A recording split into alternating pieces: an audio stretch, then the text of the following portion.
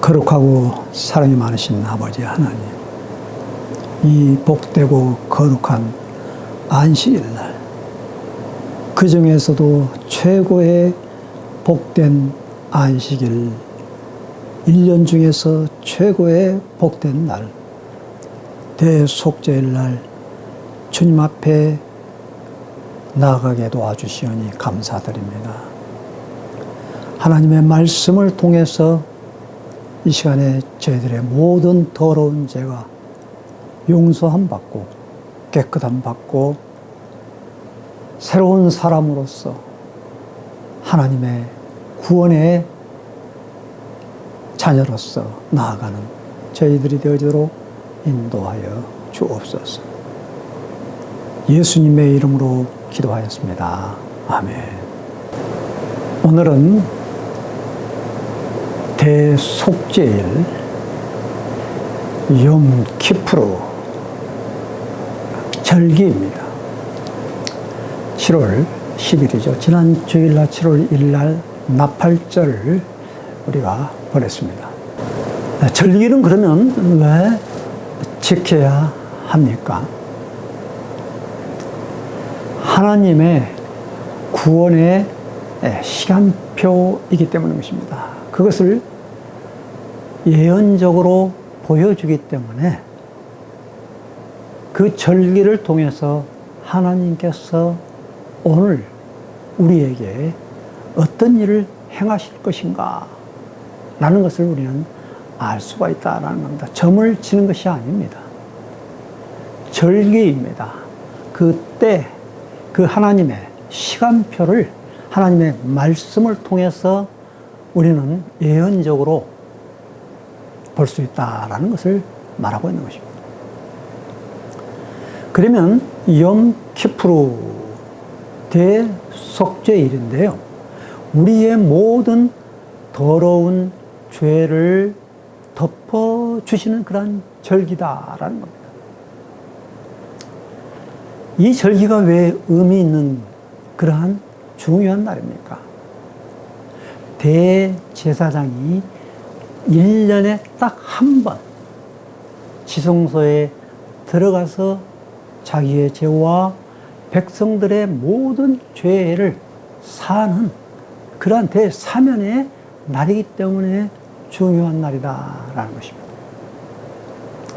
그래서 이 날을 우리가 안식일 중에 안식일이라고 말하고 있는 것입니다. 오늘 여기 본문의 말씀에도 큰 안식일이다 라고 이렇게 말하고 있지 않습니까? 그러니까 샤바톤이라는 그런 뜻인 것입니다. 노아의 홍수 때에 유예기간이 있었습니다. 그러나 그때 시집가고 장가가고 문이 닫혀지는 그날까지 노아의 가족들만 구원받게 되어졌던 것처럼 하나님의 통치가 그 문이 완전히 닫혀져 버리면은 하나님의 통치가 완성되어지는 그러한 큰 안식일 날이다라는 것입니다.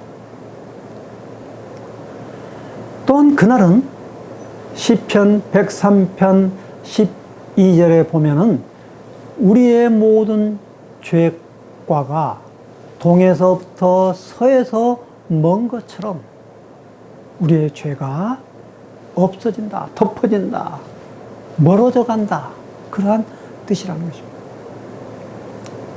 그래서 1년에 딱 한 번 대제사장은 그 지성소에 들어가서 죄를 사하게 되어지는데 그 아세셀 염소를 그 2마리 염소 가운데 하나는 번제로 하나님 앞에 드리고 그 아세셀 염소는 광야로 멀리 내보내게 된다라는 그러한 뜻으로 시편 103편 12절에 그렇게 기록되어지고 있는 것입니다.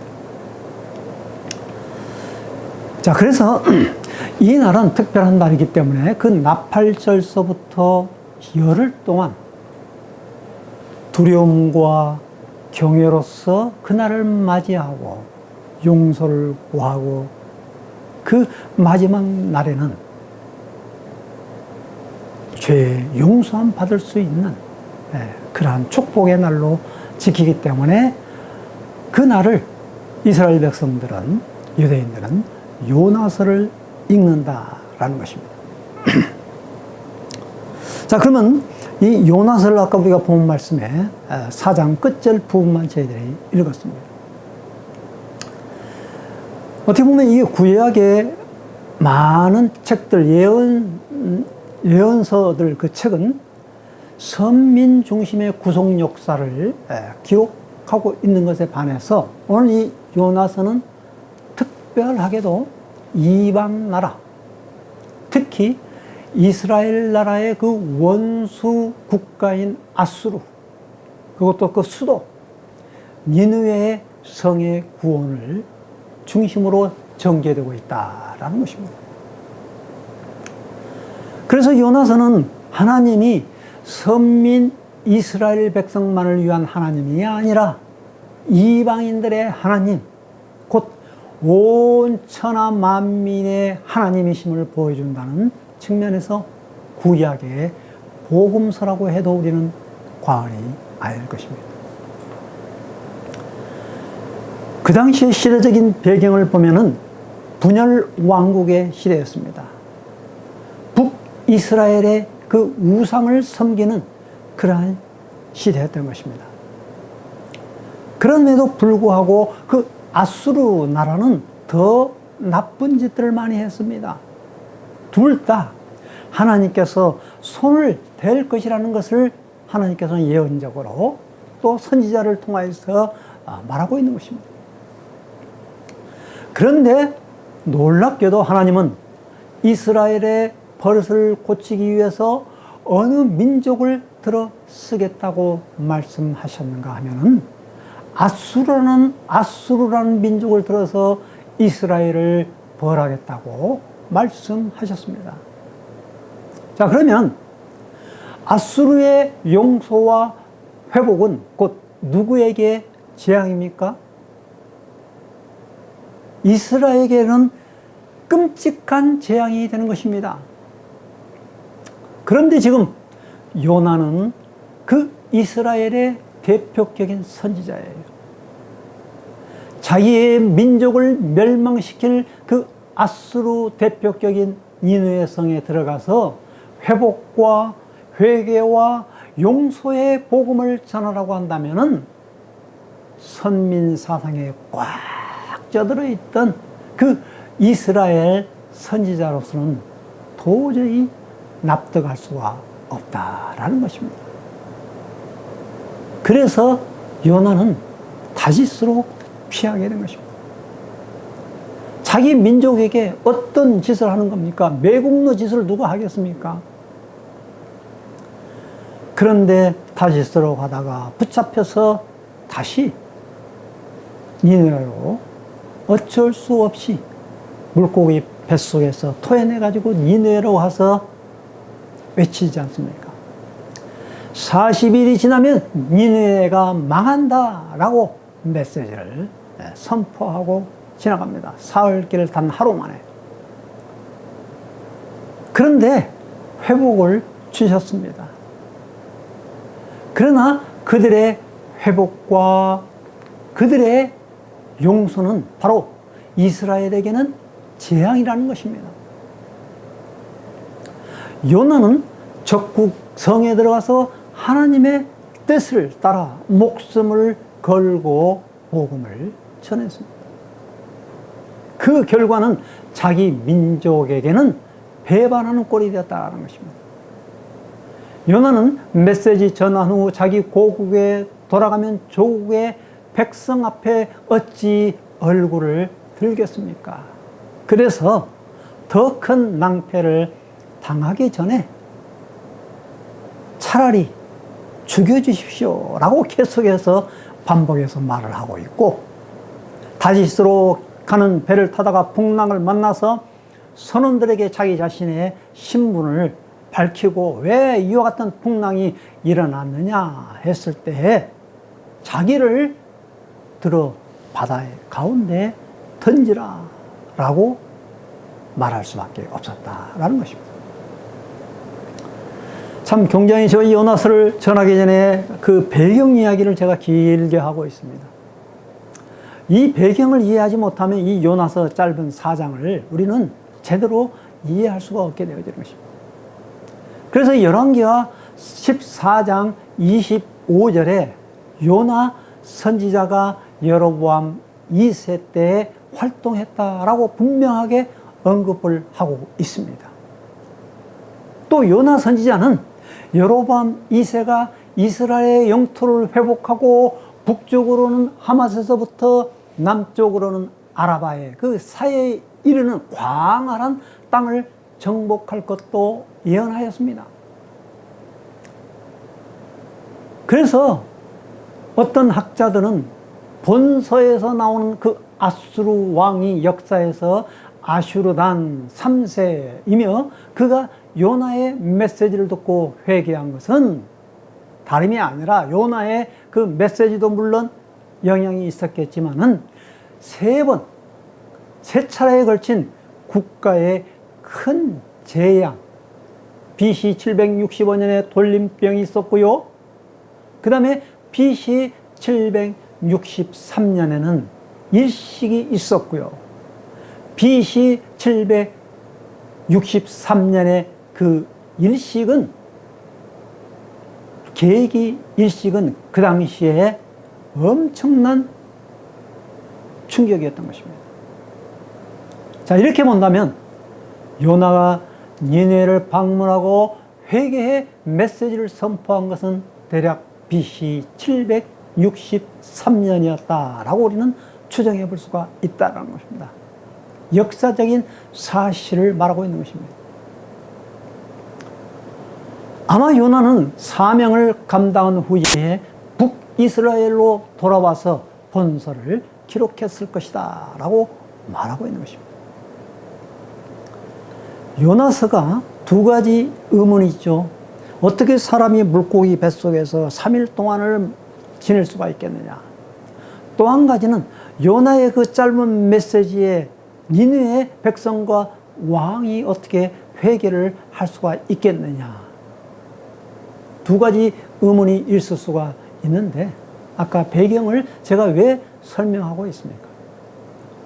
바로 그와 같은 그런 의문을 해소하기 위해서 이것은 신화와 전설이 아니고 정경, 구약 정경에 들어가 있고 또 역사적인 사실을 말하고 있는 것입니다. 예수님 당시의 유대인들은 전통적인 유대교의 신앙에 집착한 나머지 예수님의 복음을 이해하지 못했습니다. 지금도 마찬가지죠. 그 당시에도 마찬가지였다는 겁니다. 그들은 예수님의 새로운 복음을 이해하지 못했을 뿐만이 아니라 예수님을 이단으로 몰아서 배척을 했던 것입니다. 그 사복음서의 중심에는 예수님과 유대교 지도자들의 갈등이 자리하고 있었던 것입니다. 그래서 예수님께서는 뭐라고 자주 말씀을 하고 있는 것입니까? 귀 있는 자는 들으라 라고 말씀하고 있는 것이죠. 이것은 곧 그 당시에 예수 그리스도의 복음을 받아들이지 못하는 그 유대교 지도자들에게 대한 예수님의 안타까운 그런 마음을 이룰 수가 있다라는 것입니다. 그래서 그들에게 보여줄 것은 요나의 표적밖에 없다라고 그렇게 말하고 있는 것입니다. 그 선지서 17권이 있는데요. 이방인을 향해 하나님의 말씀을 선포한 선지서는 3권입니다. 오바댜서가 있는데요. 에돔 족속에 대해서 이야기하고 있고 요나서가 아수르의 수도 니느웨를 향해서 말씀을 하고 있고 그리고 나훔 선지자가 다시 아수르를 향해서 하나님의 말씀을 선포하고 있습니다. 요나 선지자가 하나님의 부름을 받아 아수르의 수도 니느웨에서 하나님의 말씀을 선포하고 이어서 남유다 사람으로서 북이스라엘을 향해 말씀을 선포하는 아모스 선지자가 등장하고 있고 또한 이스라엘의 멸망까지 하나님의 말씀을 선포했던 호세아 선지자가 사역을 시작했던 그러한 시대였던 것입니다. 역시 역사적인 배경은 다른 두 선지자와 같이 북이스라엘이 군사적으로 경제적으로 가장 번성했던 여로보암 2세의 통치 말기였다라는 것입니다. 군사, 특히 경제적인 부는 하나님의 백성이 하나님을 등지고 우상을 마음껏 섬기도록 하였던 것입니다. 그래서 요나는 짐을 싸들고 그 자기의 백성을 버리고 떠날 수밖에 없는 도망을 치는 요나가 바로 1장의 내용인 것입니다. 그럼에도 불구하고 하나님은 추격하는 하나님이신 것입니다. 그 도망가는 요나에서 계속해서 내려가다 라고 그렇게 말씀을 하고 있습니다. 바로 이것은 여호와의 낯을 피하는 그 모습, 하나님의 형상으로 지음받은 우리 인간이 하나님 안에서 영적인 존재로서 하나님의 말씀을 묵상하면서 그 말씀에 순종하며 살지 못하게 되어지면 여호와의 낯을 피하고 여호와를 등지고 떠날 수밖에 없다라는 겁니다. 그것이 오늘 우리의 인간의 죄인된 모습이고 죄의 싹은 사망일 수밖에 없다라는 겁니다. 그래서 대속죄일이 필요하다라는 것입니다. 그래서 노아 방주 때에 바로 이 홍수 때에 방주가 필요하다라는 것입니다.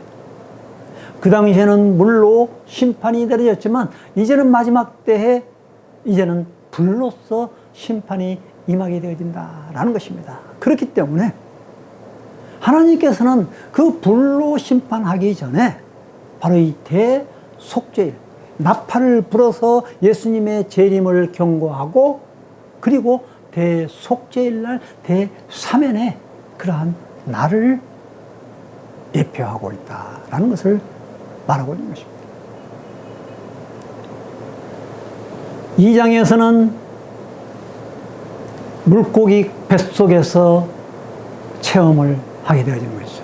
사흘 동안 기도하는 그러한 내용이 나옵니다. 얼마나 참 멋있는 그러한 기도의 용어입니까? 자, 요나서 2장의 그 기도의 내용을 한번 대충 살펴본다면은 예수 그리스도께서 고난 당하신 그러한 내용의 기도의 내용인 것입니다. 심한 고통 속에서 하나님께 기도를 드렸더니 그분이 내 기도를 들으셨습니다. 무덤의 뱃속에서 도와주십시오 외쳤더니 주께서 나의 부르짖음을 들으셨습니다. 예수님께서 겟세마네 동산에서 기도할 때 어떻게 기도를 했습니까? 땀방울이 핏방울이 떨어질 정도 아주 심한 기도를 드렸죠. 아버지여 할만하시거든 이 잔을 내게서 옮겨주십시오. 그러나 내 뜻대로 마시옵고 아버지의 뜻대로. 주께서 나를 대양 깊은 곳에 물 가득한 무덤 속에 던지셨습니다.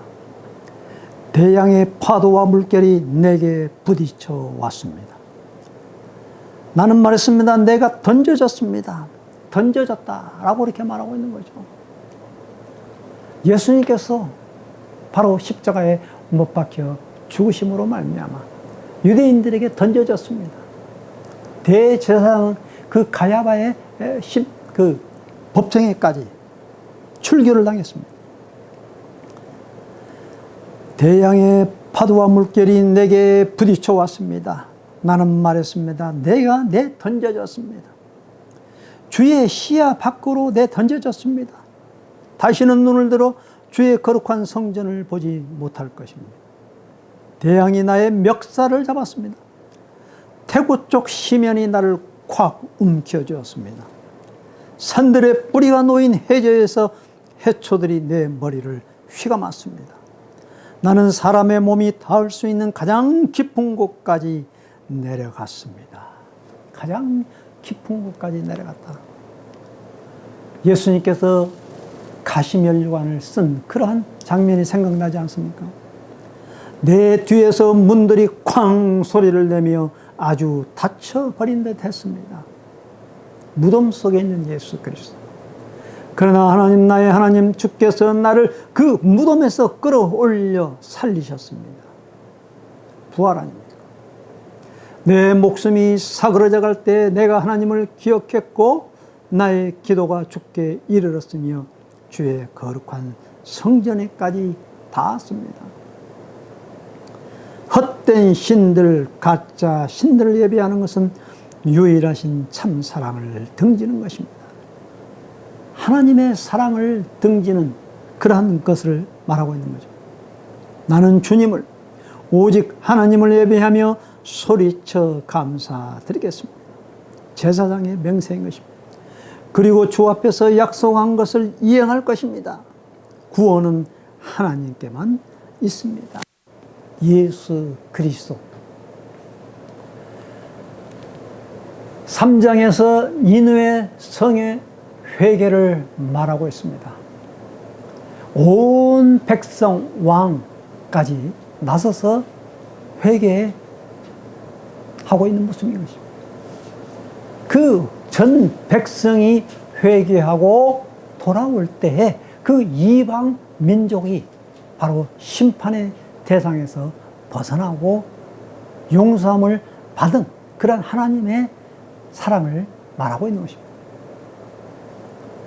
자, 그런데 4장에서 요나는 박농쿨 사랑에 얽매여버리고 맙니다. 요나는 편협한 민족주의, 순혈주의로 인해서 혼란과 어려움에 빠진 당시 자기 민족 사람들에게 그들 입장의 편이 되어서 자기 입을 통해서 하나님께 화를 내며 하나님의 보편적인 구원과 사랑의 메시지를 토해내고 있다라는 것입니다. 자, 그래서 오늘 여기에 이제 말씀을 몇 가지 정리를 해보고자 합니다. 그 예수님께서 말한 그 요나의 표적의 의미가 무엇이냐라는 것입니다. 바로 이 십자가의 부활인 것입니다. 회개를 통해서 이스라엘이 돌아오라라고 그렇게 말하고 있는 것입니다. 그리고 니느웨 사람이 일어나서 그들을 정죄할 것이다 라고 말하고 있는 것입니다. 이스라엘 백성들이 회개하고 돌아오지 아니하면 바로 그 니느웨 사람들이 일어나서 바로 너희들을 정죄할 것이다.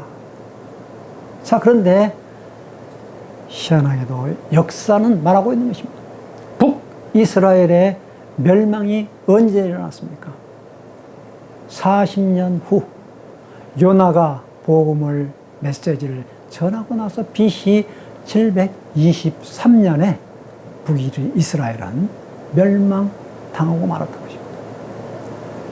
또 그와 비교해서 예수님께서 십자가에 못 박혀 죽으시고 부활하시고 40년 후에 AD 70년에 예루살렘 성전이 파괴되어져 버리고 말았고 이스라엘 백성들은 로마의 속국이 되어져 버리고 말았다라는 것입니다.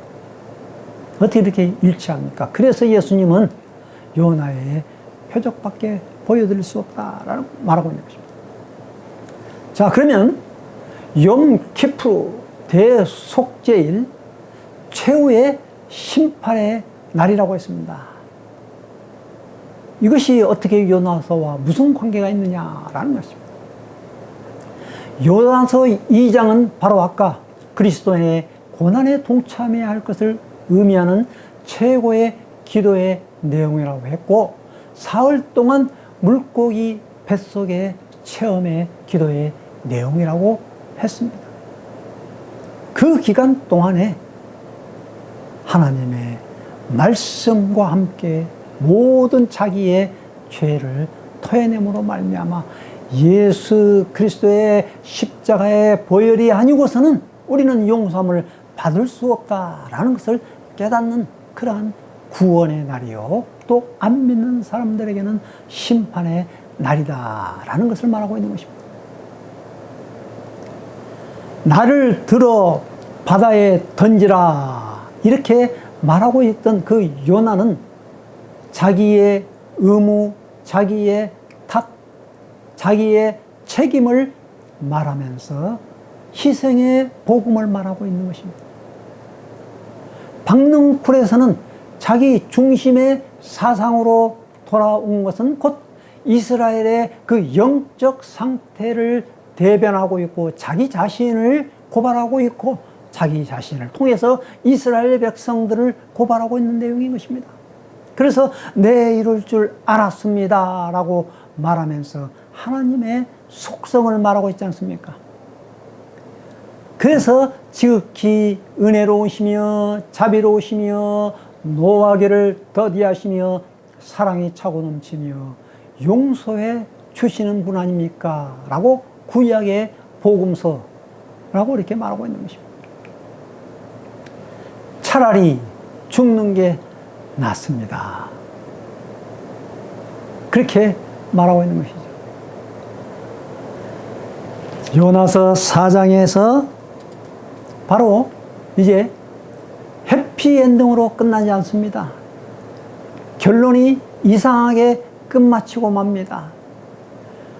박능쿨 사랑에 빠져있는 그 요나, 이스라엘 백성, 현재 자기에게 주어진 먹을 것, 입을 것, 누리는 것, 한낱 박능쿨에 불과한 그러한 잎사귀에 불과한 그 사랑에 빠져버리고 있는 그 이스라엘 백성들, 돌아오지 않는 그 이스라엘 백성들, 회개치 않는 이스라엘 백성들, 그럼에도 불구하고 니네 백성들은 회개하고 그 주님 앞에 돌아오고 생명의 구원함을 받는 그런 것을 비교하고 있는 것입니다. 좌우를 분별치 못하는 그 12만 명이나 되는 그 사랑, 거기에 그 생명이 돌아온 것에 대해서 기뻐하지 않고 왜 도리어 화를 내고 있느냐라는 것입니다. 머리가 시원해서 기뻐하고 즐거워하는 오늘 우리들의 모습과 비슷하지 않습니까? 교회는 열심히 다니고 신앙생활을 한다고 하지만은 나에게 조금 이익이 오지 않거나 손해가 닥쳤을 때는 하나님을 원망하고 불평하는 우리의 모습이 아닙니까? 오늘 우리의 모습은 바로 이 눈에 보이는 것에 대해서 너무 집착하면서 거기에 의존하면서 살고 있는 그 하루살이에 불과한 우리네 그 인생 아니냐라는 것입니다. 대속죄일에 하나님께서 자기 자신을 다시 한번 재정렬해 보는 그런 기간으로서 오늘 이 요나서를 우리가 읽게 되어졌던 것입니다. 요나는 자기 자신을 완전히 자기 자신의 이름이 묻혀지기를 원하면서 이 글을 마치고 있는 것입니다. 오로지 하나님께만 영광을 돌리고 그 마지막에 하나님과의 질문, 그 전에는 또박또박 말대꾸하면서 내가 차라리 사는 것보다 죽는 것이 낫다라고 그렇게 말하고 있지만 그 마지막 주님 앞에 돌아오는 회개하는 그 백성에 대해서 어떻게 화를 낼 수가 있겠느냐 말하고 있는 것이죠.